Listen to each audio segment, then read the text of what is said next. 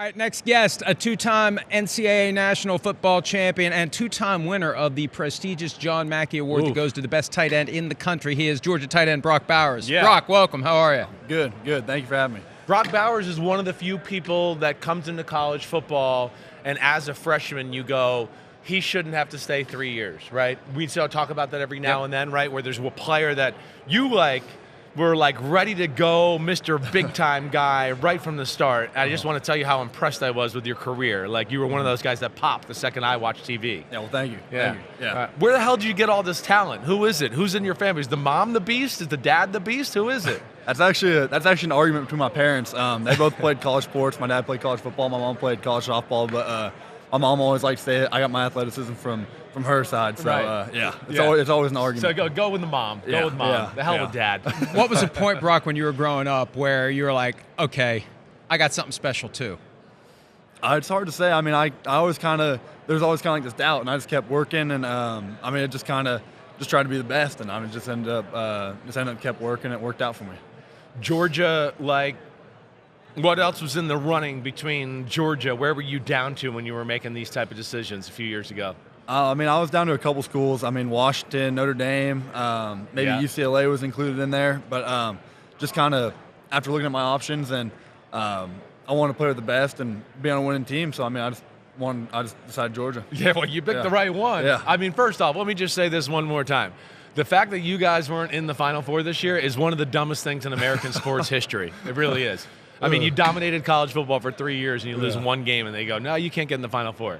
All right, I had to say that. Either way. Yeah. Let him say what he has to say about it. He's getting ready to go say ahead. something. What do you think? Come on, go ahead. You're not in the So- NCAA anymore. Screw them. Sometimes we can't give them any excuse to leave them out. I mean, we just kind of sold it at the end, and it happens. Yeah. All right, so back to Georgia, though. You're a freak.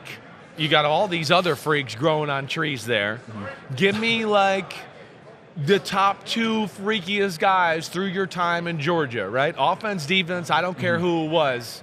Give me the ones that pop right to your head. Definitely Trayvon Walker. Trayvon Walker, Yeah, huh? going against him my freshman year, I first got there. Just a little freshman me, I was skinny, and he was on the other side of the ball doing the six tech and just banging on it. It was awful, and he was the freakiest dude I think I've seen come through there. That's right. All right. Yeah. So he was number one. Who's number two? Who's coming up there, right behind him? Number two, Yeah. it's hard to say. I mean, Darnell's up there just because his freakish size, and he was out there hurdling people. Right. Darnell Washington, Right. our other tight end. Oh my gosh. Yeah. Yeah. He's gigantic. Yeah. I Let's know. flip it around to guys you've seen when you're out there between the lines taking on someone else. Give us a guy that you played against that made you say, wow. I think two guys that really stand out is Will Anderson and Aiden Hutchinson. They were both dudes that were just they'd get off the ball like that. Just as soon as the ball was snapped, they'd be right in your face. So, I mean, they were two freaky athletes, too.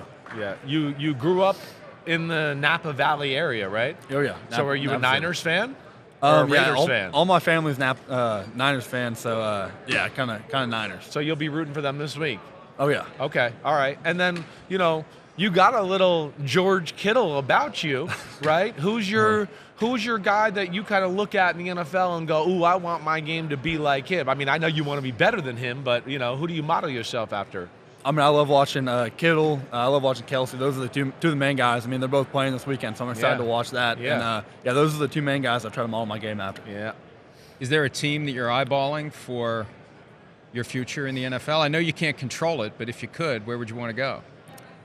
Whoever wants to take me. I mean, it's hard to say. I'd love to go to. He wants the Niners to get rid of Kittle, and then he wants to go to the 49ers. He's almost saying I'd be it. all right. Let him say it. I'd be all right with going to the Tennessee Titans. I mean, I liked it down in the Georgia, Tennessee area. I mean, I thought it was cool, but that'd be a cool spot to Yeah, be. you hear that, Titans? It's a good you hear spot. that, Titans? Get ready, I played in Titans. Tennessee for 2 years. It's a great football town. It's only getting better. So I hear you there. It's a great place to live, too. Yeah.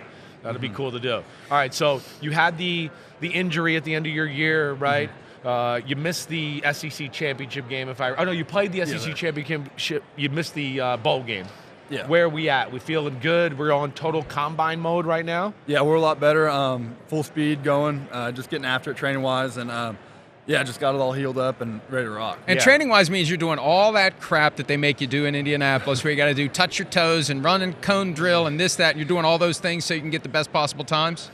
Yeah, I mean, we'll see what happens. I mean, I'm just working with the XOs, doing whatever they tell me to do, and hopefully it comes out to a good result. Yeah, you have some some numbers in mind yet? Because we're going to see you at the combine. We're going to be there.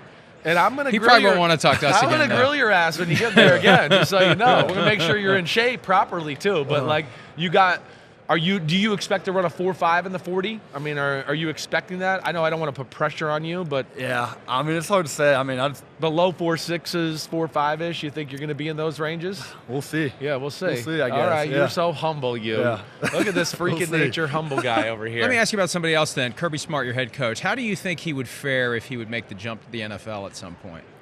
I mean, I don't know if that he always says how much he loves Athens and how much he wants to stay there because that's his alma mater and that's what he wants to be at. It seems like, but I mean, I think he'd do great. I mean, he's just a winner. He's a tough coach, but he loves you, and I mean, yeah, he's awesome. It's funny. He's a tough coach. He's got some Saban about him.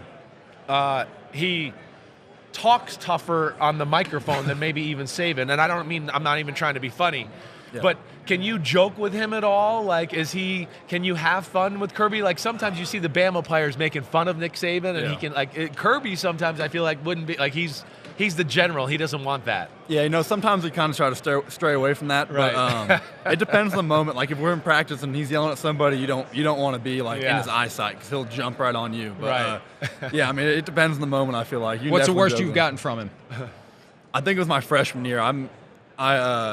We were going with this one coverage, and I missed it during the game. We were going through corrections, and I missed it again, and he just jumped in me bad on the loud mic, on the loudspeaker, over the whole indoor. It was pretty funny, like, looking back on it. So when you do a walkthrough or a practice, he has a mic?